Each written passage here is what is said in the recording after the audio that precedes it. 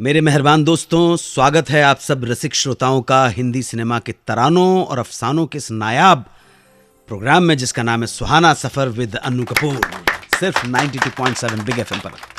आज स्टूडियो में जो लोग आए हैं, दर्शक आए हैं, उनमें एक ख़ास मेहमान भी हमारे साथ हैं। ये ख़ास मेहमान मेरे लिए और ज़्यादा ख़ास हैं क्योंकि मेरे बैचमेट हैं नेशनल स्कूल ऑफ ड्रामा के, डायरेक्टर भी हैं, एक्टर भी हैं। अब मैं चाहूँगा कि मेरे सब श्रोता और दर्शक एहतराम करें भाई श्री रवि केमू का। रवि केमू साहब, स्वागत है आपका। थैंक यू वेरी मच, शुक्रिया। जी, हमारा ये 92.7 बिग एफएम का प्रोग्राम है, आप स्टूडियो में तशरीफ़ लाए, बहुत शुक्रगुजार हूँ। कुछ कहना चाहेंगे आप? नेशनल स्कूल ऑफ ड्रामा के आप मेरे बैचमेट हैं, हम लोगों ने नेशनल स्कूल ऑफ ड्रामा की यादें आ रही है जब आप बहुत अच्छा गाते थे, और हमारी तो सबसे बड़ी वीकनेस ये थी कि हम कभी गा नहीं पाए। लेकिन आपके साथ रह कर हमने थोड़ी सी जितनी भी नॉलेज है गाना सुनने की, क्लासिकल प्रोग्राम सुनने की या फिल्मी गाने सुनने की, वो हमने आपसे ही सीखा है। तो उस मायने में आप हमारे क्लासमेट नहीं, टीचर है। अरे नहीं, ऐसा मत कहिए।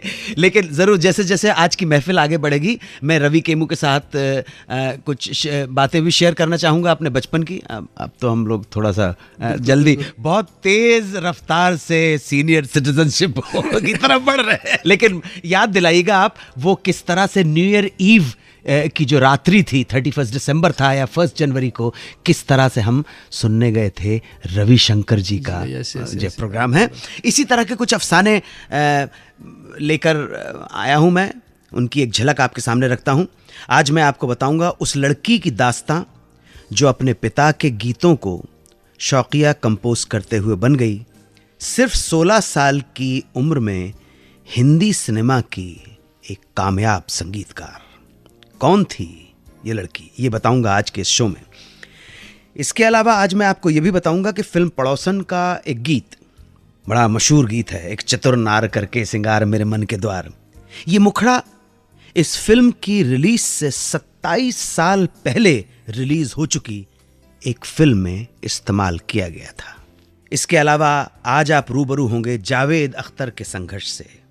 इन अफसानों के साथ साथ आज होंगी बातें मराठी फिल्मों की अभिनेत्री सीमा देव किस तरह हिंदी फिल्मों। तो जनाब, आज के सुहाना सफर विद अन्नू कपूर की शुरुआत करते हैं उस लड़की के किस्से से जो अपने पिता के लिखे गीतों को शौकिया तौर पर कंपोज करती थी। उसके इसी शौक की वजह से महज 16 साल की उम्र में उसे मिल गई पहली film as a music director, और वो फिल्म हो गई सुपरहिट, और साथ ही ये लड़की भी बन गई म्यूजिक डायरेक्टर। कौन थी ये लड़की, सुनिए। इस लड़की का नाम था उषा खन्ना। गीतकार मनोहर खन्ना की होनहार बेटी उषा को बचपन से ही संगीत से लगाव था, संगीत पैशन था, मगर ये बच्ची उषा बनना चाहती थी सिंगर। डैडी के लिखे गीतों को कंपोज करती, उन धुनों को गुनगुनाया करती थी। गीतकार इंदिवर उषा के पिता मनोहर के मित्र हुआ करते थे, और इसी सिलसिले में उनका उषा के घर आना जाना लगा रहता था। जल्दी ही इंदिवर जी को भी उषा के इस एक्स्ट्रा ऑर्डिनरी टैलेंट का पता चल गया, और इंदिवर जी बच्ची के एक्स्ट्रा ऑर्डिनरी टैलेंट से बहुत ज्यादा मुतासिर हुए, बहुत इंप्रेस हो गए।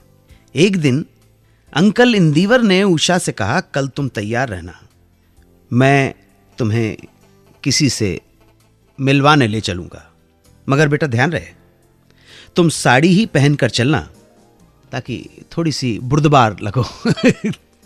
तो अंकल के कहे अनुसार अगले दिन उषा सज धज कर, मगर साड़ी में सज धज कर, अंकल इंदिवर के साथ पहुंच गई फिल्मालय स्टूडियो। वहां इंदिवर ने उनकी मुलाकात शशधर मुखर्जी से करवाई, और इंट्रोडक्शन के बाद उन्होंने कहा कि लड़की बहुत अच्छा गाती है, आप इसे ज़रूर सुने। मुखर्जी ने उषा खन्ना को सुना और फिर उससे बोले, तुम्हें क्या लगता है तुम आशा और लता से अच्छा गा सकती हो? इस पर उषा खन्ना ने कहा, जी बिल्कुल नहीं, उनसे मेरी कहाँ बराबरी है। तब मुखर्जी साहब ने कहा, अगर आशा और लता के साथ बराबरी नहीं है, उनसे बेहतर नहीं गा सकती हो, तो फिर सिंगर क्यों बनना चाहती हो? भूल जाओ इसे। इंदिवर साहब ने मुखर्जी साहब से कहा, दादा ये लड़की अपने पिता के लिखे गीतों को कंपोज भी करती है, अगर आप इसकी कंपोजिशन सुनना चाहें तो वो तो सुन लें। हालांकि मुखर्जी साहब का आगे सुनने का मन तो नहीं था, मगर फिर भी बच्ची बिल्कुल डिस्करेज ना हो जाए इसलिए उन्होंने उषा से कहा, सुनाओ क्या धुनें बनाई हैं तुमने। अब ये 16 साल की बच्ची उषा खन्ना ने बाजा लेकर गाना शुरू कर दिया और एक के बाद एक कई धुनें सुना डाली। अब बारी चौंकने की मुखर्जी साहब की थी। मुखर्जी साहब ने कहा, क्या ये कंपोजिशंस, ये धुनें सच में तुमने बनाई हैं? उषा ने गर्दन हिला दी, लेकिन अभी भी मुखर्जी साहब को यकीन नहीं हो रहा था। उन्होंने अपने बेटे जॉय और देव को बुलाकर कहा, देखो इस लड़की की कंपोजिशन सुनो। इस लड़की के म्यूजिक में ओपी नैयर, ग्रेट ओपी नैयर की झलक मिलती है। उषा से इंप्रेस शशधर मुखर्जी ने उषा को अगले दिन से रोज ऑफिस आकर म्यूजिक पर काम करने के लिए कहा, as a music director, not as a singer. Usha को अगली फिल्म के लिए 4 धुनें तैयार करने के लिए कहा गया। उषा खन्ना ने अगले 1 साल तक शशधर मुखर्जी के लिए काम किया और तब उन्हें मिली फिल्मालय की फिल्म जिसका टाइटल था दिल दे के देखो। इस फिल्म में उषा ने संगीत दिया और फिल्म भी और उषा का म्यूजिक भी हो गए सुपर डुपर हिट।